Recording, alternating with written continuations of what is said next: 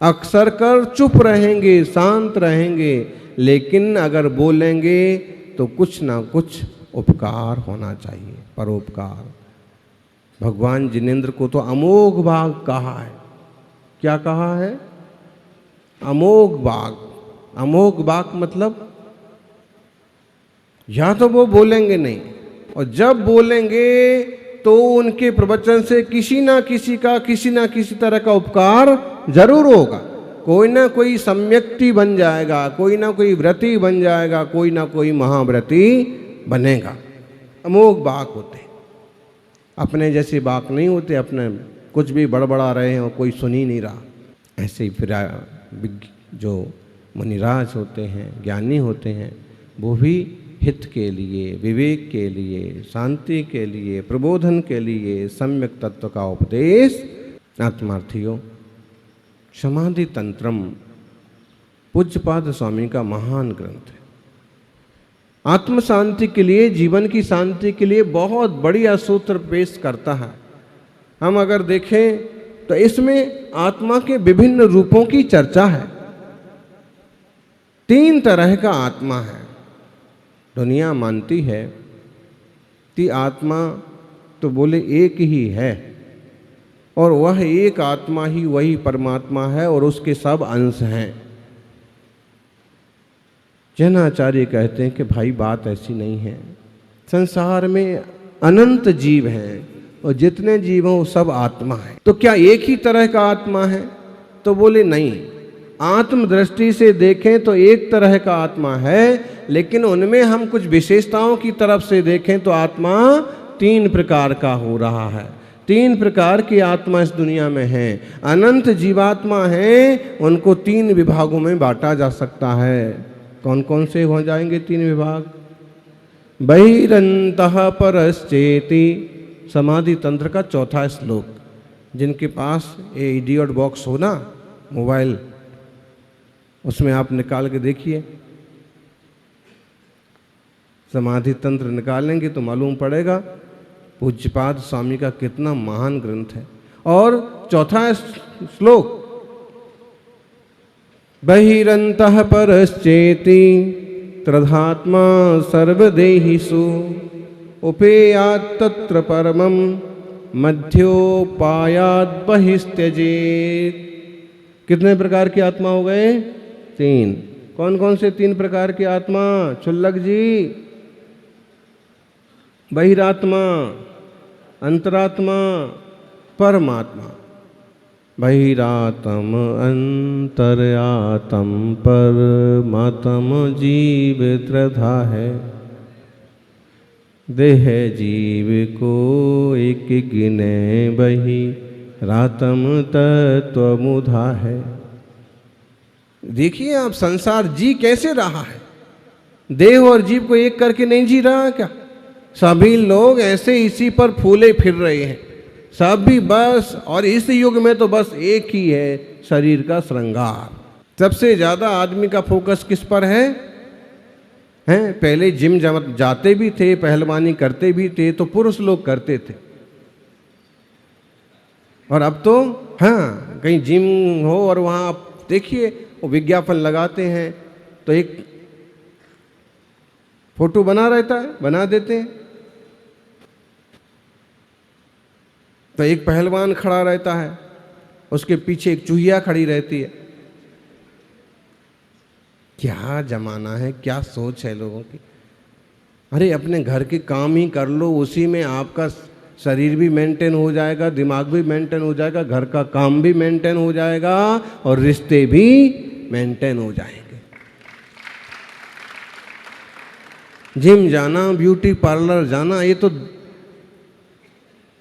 रद्दी लोगों का काम है। समझदार लोगों को इसकी जरूरत ही नहीं पड़ती। सुबह सुबह विहार कर लो, और विहार नहीं हो रहा तो शुद्धि को चल दो।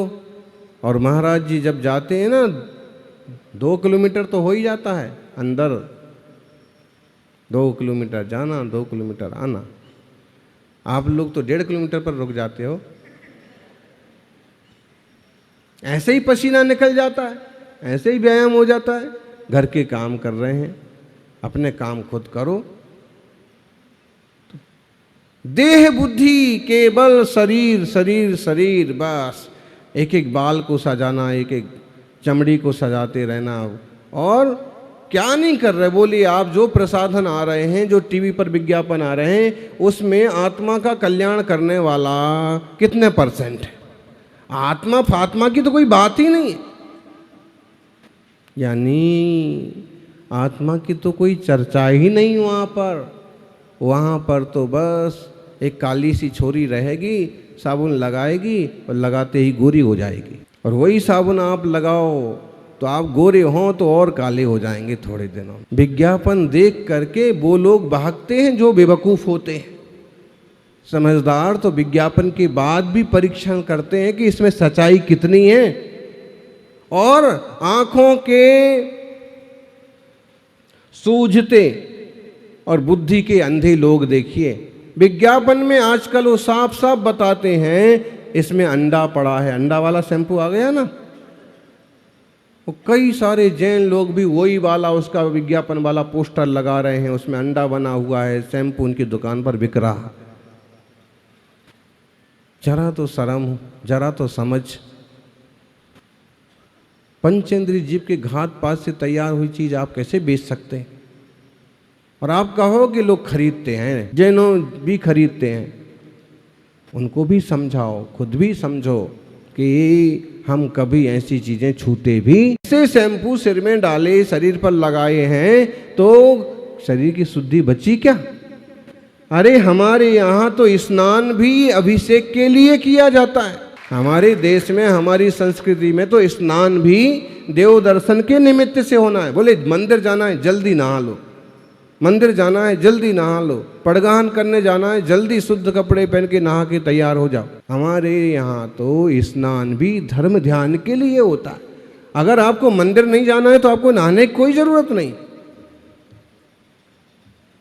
वो नहाना इसलिए है क्योंकि गृहस्थी है, गृहस्थी में क्या क्या काम होते हैं, कितने राग द्वेष होते हैं, कितनी तरह की प्रवृत्तियां होती हैं। अब सुबह सुबह परमात्मा के दरबार में जाना है तो एक अच्छे से स्नान कर लो, ताकि कोई भी तन पर अशुद्धि ना रहे और मन पर अशुद्धि न रहे। तिपया रोसो अप्पा परमंतर बाहिरो देहीणम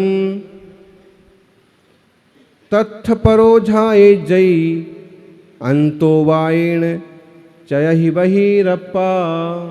3 प्रकार का आत्मा। पहला, सब बोलो, पहला बहिरात्मा, दूसरा अंतरात्मा, तीसरा। इसी बेस पर ये पूरा शास्त्र चलने वाला है और इस आधार से बताएंगे कि कितने उलझे हुए हैं आप, कितने भूले हुए हैं। तिपयारो सो अप्पा बहिरात्मा। बहिरात्मा, बहिरात्मा किसे कहते हैं? बोलो दादी, बहिरात्मा किसे कहते हैं? हाँ, जो देह को ही आत्मा मानता है। आत्मा नाम की कोई चीज ही नहीं है। आत्मा से जो बाहर है वो बहिरात्मा। और दूसरे ढंग से हम कहें, बहिरात्मा किसे कहते हैं? जो तत्व की बात सुनता नहीं, बहिरा आत्मा। बहिरात्मा, क्योंकि उसका ये अर्थ नहीं होता है, फिर भी अगर हम इसको शब्दों के साथ थोड़ा सा खेल करें तो बहिरा आत्मा, वो बहिरात्मा सुनता ही नहीं। माँ कहती कि बेटा देव दर्शन कराओ, पिताजी कहते हैं मुनिराज पधारे हैं थोड़ी भैयावृत्ति कराओ, सुनता ही नहीं। ये कौन सा आत्मा है? बहिरा आत्मा, सुनता ही नहीं, बहिरात्मा। कई बार होता है ना, आप पतिदेव को खूब समझाते हैं कि देखो जी, हैं महाराज जी आए हैं, प्रवचन हो रहे हैं, सबके हिसाब से हो रहे हैं, कोई कठिन शब्द नहीं आते हैं, कोई ज़्यादा श्लोक गाथा नहीं आती हैं, सबको समझ में आ जाए ऐसे बोलते हैं। 1-2 बार आप भी प्रवचन सुन के आओ। फिर भी वो क्या करते हैं? अपना उठाया बैग और गाड़ी में बैठे और रवाना। फिर आप क्या बोलते हैं? तो बहरे, सुनते ही नहीं है। कौन से आत्मा हो गए? सुन लिया है सब। कई बार ऐसा होता है कि हम सुन करके भी नहीं सुनते हैं। जैसे कभी आपस में अनबन हो जाए थोड़ी से, और वो कहें कि देखो, कोई भी चीज को ले लो और कुछ भी बोलते जाएं कि ऐसा कर लो, ऐसा कर लो, और आप जूते ऐसे रहते हैं बिल्कुल कि उस पर कुछ भी एक्शन नहीं करना, नाराज है ना, और वो 10 बातें बोलते जाएंगे कि देखो ऐसा। अब अंत में वो भी झुलझा जाएंगे, और झुझला करके क्या सुनते नहीं हो, बहरे हो क्या?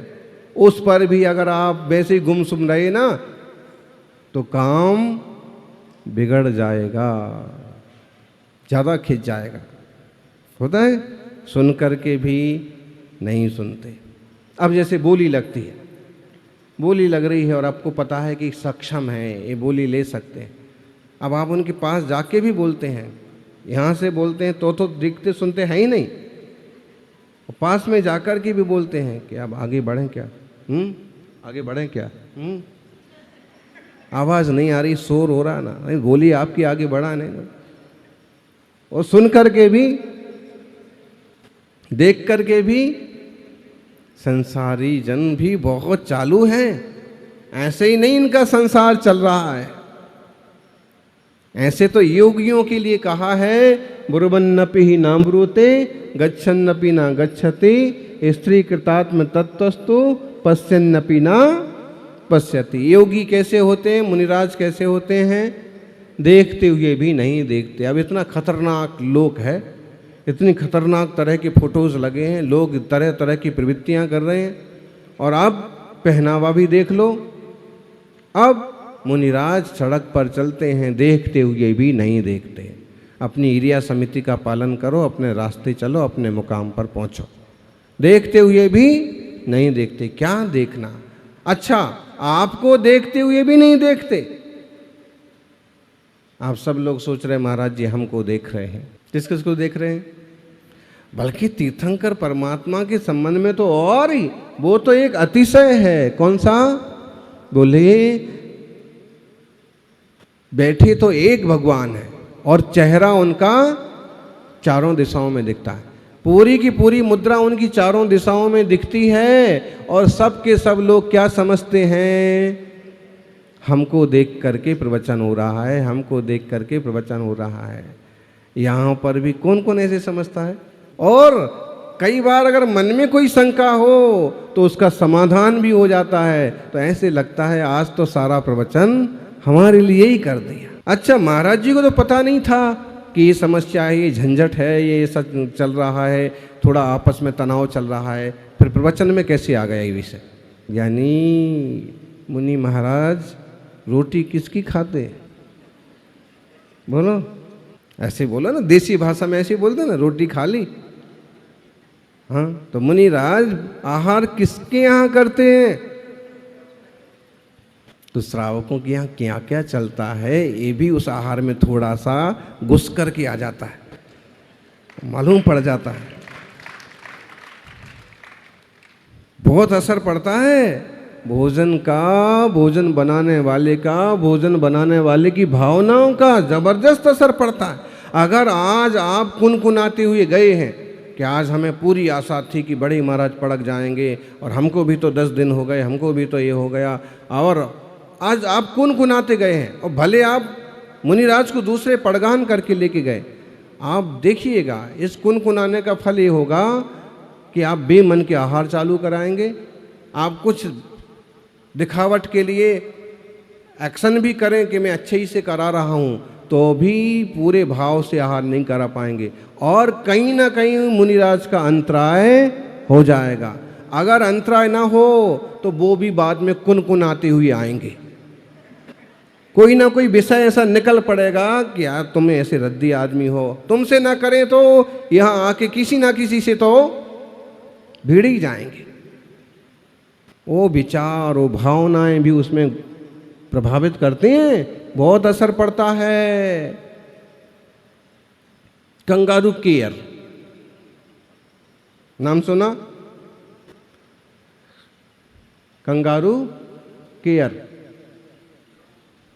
कंगारू जो होता है वो अपने बच्चे को अपने, हाँ, उसके बच्चे का जन्म होता है और उसकी पेट की थैली में रहता, वो छोटा बच्चा कुछ खाता पीता तो है नहीं, लेकिन सिर्फ उसकी ऊष्मा से उसको एनर्जी।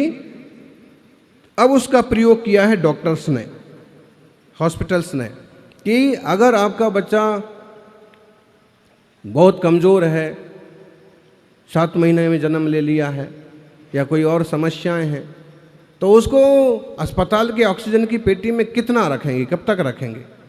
तो वहाँ जैसे ही थोड़ा सा रिकवर होता है तो फिर वो बताया कि माँ इसे अपने पेट पर, अपनी छाती पर एक तरह से कंगारू केयर, जैसे वो